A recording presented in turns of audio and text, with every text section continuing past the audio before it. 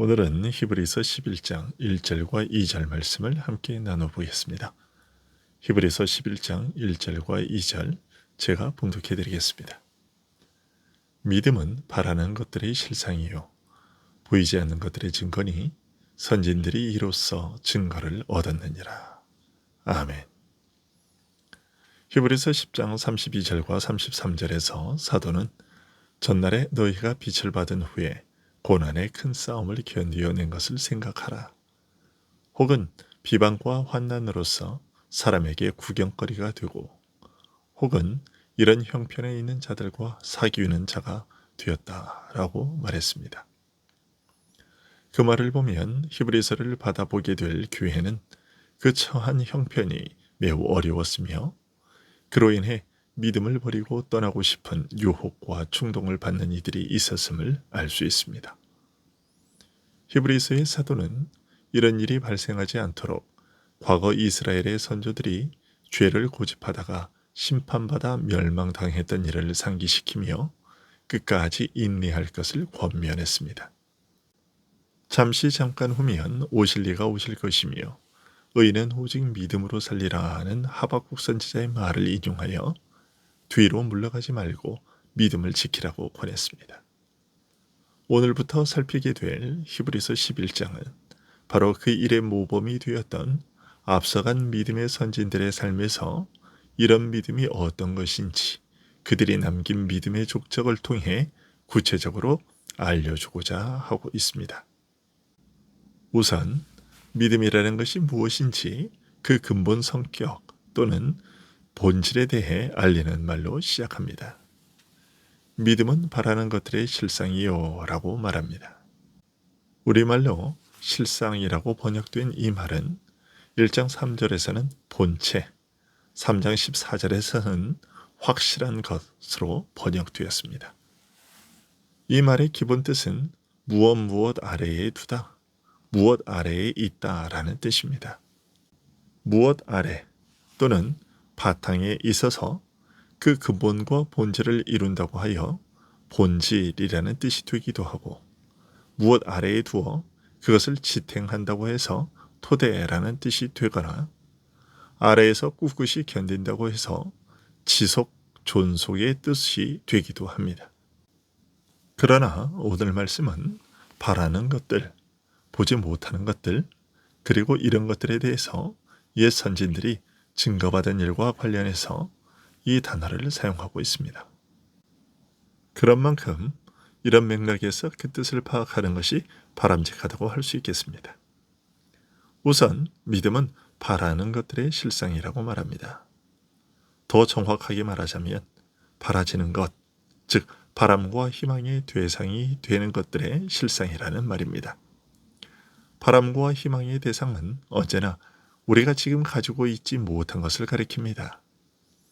이처럼 아직 소유하지 못한 것들에 대하여 옛 선진들은 이것으로, 즉 믿음으로써 증거를 받았다고 말하고 있습니다. 다시 말해 아직 소유하지는 못했지만 소망 중에 바라는 것들에 대해 믿음이 확실한 근거와 보증이 되었다는 것입니다. 그리고 단순한 보증이 아니라 장래 이루어질 복음의 실체에 근거하여 이 은혜를 미리 맛보고 누리는 것까지 이미 확보한 그런 보증이었다는 것입니다. 이어서 사도는 믿음은 보이지 않는 것들의 증거라고 말합니다. 보이지 않는 것은 우리가 경험하지 못하는 것, 즉 우리의 경험을 넘어서는 것을 뜻합니다. 로마서 8장은 바라는 것과 보이지 않는 것의 관계에 대해 이렇게 말하고 있습니다. 우리가 소망으로 구원을 얻었음에 보이는 소망이 소망이 아니니 보는 것을 누가 바라리요. 만일 우리가 보지 못하는 것을 바라면 참음으로 기다릴지니라. 이미 소유하고 있어서 경험하고 있는 것을 누가 바라겠느냐는 말입니다. 앞에서 바라는 것, 즉 바람과 희망의 대상은 우리가 아직 소유하지 못한 것이라고 했습니다. 이처럼 우리가 아직 소유하지 못한 것을 바라고 희망하기 때문에 이런 것은 우리가 경험하지 못한 것들, 곧 우리의 경험을 넘어서는 것들일 수밖에 없습니다. 그런데 믿음은 이처럼 우리가 경험하지 못한 것, 우리의 경험을 넘어서는 것에 대한 확실한 증거라고 말합니다. 보이지 않는 것을 환하게 드러내 보여주는 증거와 같다. 이처럼 확실하게 증명해 준다라는 뜻입니다. 그리고 2절에서 사도는 이전 시대의 사람들은 이런 믿음으로써 지금은 보지 못하지만 바라던 것들에 대해 증거를 받았다고 말합니다.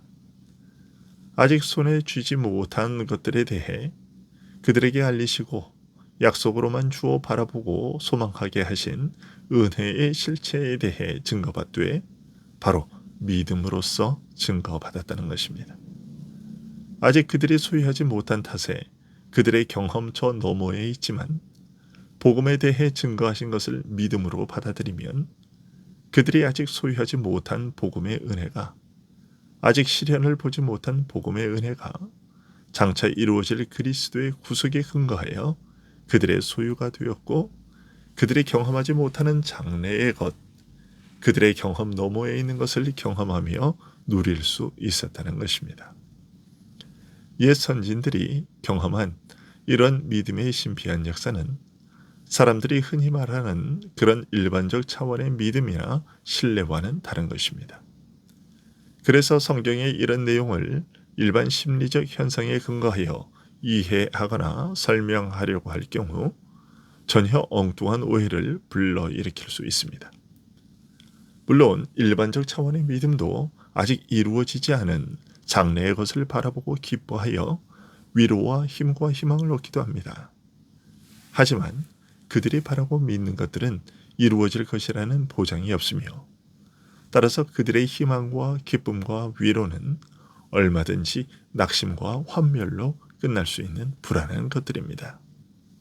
하지만 신자의 믿음은 장차 그리스도께서 이루실 구속의 복음이 그 바탕과 근거를 이루고 있기 때문에 반드시 이루어질 것이 보장되어 있을 뿐만 아니라, 그런 믿음에는 성령께서 개입하여 역사하시되 성령께서 믿음이 생겨나게 하시며 견고하게 하시며 끝까지 붙들어 지탱하십니다. 이상에서 볼 수 있듯이 히브리서가 말하는 믿음은 신자가 소유하고 경험하는 그런 믿음인 것입니다. 기도하겠습니다.